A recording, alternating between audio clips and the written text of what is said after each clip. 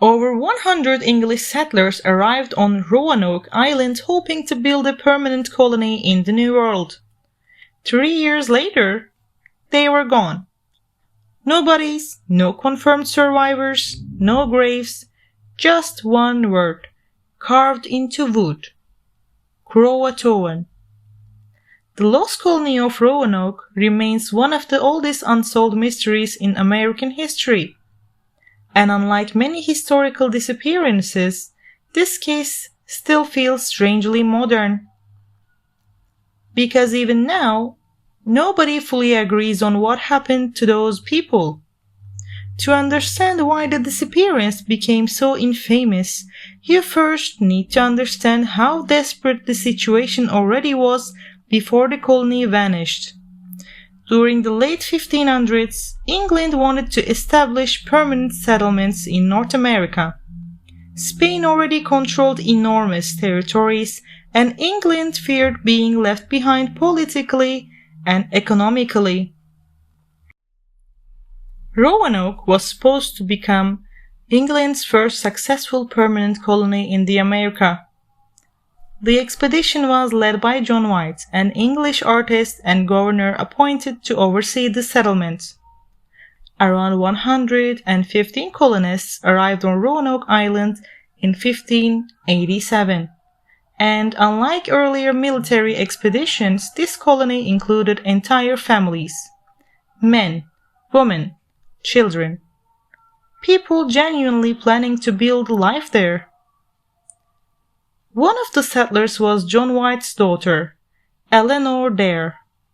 Shortly after arriving, she gave birth to a baby girl named Virginia Dare, the first English child born in the America. And honestly, that detail makes the story feel even sadder. Because this wasn't just an expedition anymore, it was becoming a real community. But almost immediately problems began.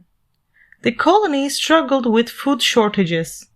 Relations with nearby indigenous groups were unstable. The settlers lacked supplies, resources, and reliable support from England. And the location itself was difficult to survive in. Eventually, the colonists convinced John White to sail back to England and return with desperately needed supplies. He agreed, but then everything went wrong. England entered conflict with Spain. The Spanish Armada threatened invasion. Ships were redirected for military purposes. Travel across the Atlantic became dangerous and heavily restricted. John White's return was delayed far longer than anyone expected. Not weeks, not months, it was years. By the time he finally managed to return to Roanoke in 1590, the colony had vanished. And this is where the case becomes deeply unsettling. Because investigators expected to find signs of disaster, bodies, ruins, evidence of attack. Instead, the settlement looked strangely empty. The houses had been dismantled carefully rather than violently destroyed. There were no burned buildings, no human remains, no signs of battle, no mass graves. It looked less like a massacre and more like people had simply left. But before John White departed years earlier, he had made an agreement with the colonists. If they ever abandoned the settlement because of danger, they were supposed to carve a Maltese cross somewhere as a distress signal. No cross was found, which suggested something extremely important. The colonists may not have left in panic.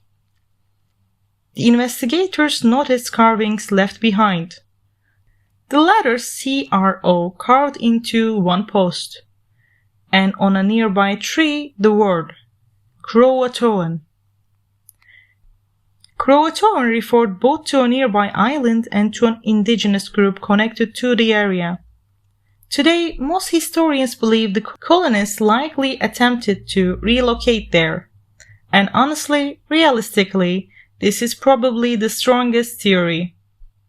Because the colony was already struggling before John White left. Food shortages were severe. Conditions were unstable. Isolation was becoming dangerous. It's entirely possible the settlers decided staying on Roanoke Island meant certain death. So they relocated and attempted to integrate with nearby indigenous communities in order to survive. Some researchers even believe descendants of the settlers may have eventually blended into local populations over generations. And there are historical reports describing indigenous communities with unusual European features, gray eyes, English surnames, or partial knowledge of English customs. But despite all of that, nothing was ever conclusively proven. No confirmed archaeological evidence has fully solved the mystery, and other theories are far darker. Some believe the settlers were massacred by hostile groups after relocating. Others think disease, starvation, or internal conflict destroyed the colony slowly over time. There are even theories suggesting Spanish forces may have secretly attacked the settlement. And of course, because this is Roanoke, paranormal explanations eventually appeared too. People began associating the disappearances with curses, spirits, and supernatural forces. Because the idea of over 100 people disappearing without clear evidence feels almost impossible. But honestly, I think what makes Roanoke truly disturbing is not the possibility of monsters or ghosts. It is the silence. An entire community simply vanished into history. Families, children, homes, dreams about new lives, they are all gone. And all they left behind was one cryptic word, carved into wood. CROATOAN. Even today, more than 400 years later, people still debate what happened on that island. And maybe we always will.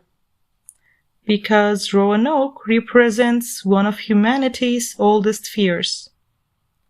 The fear of entering the unknown and never being seen again.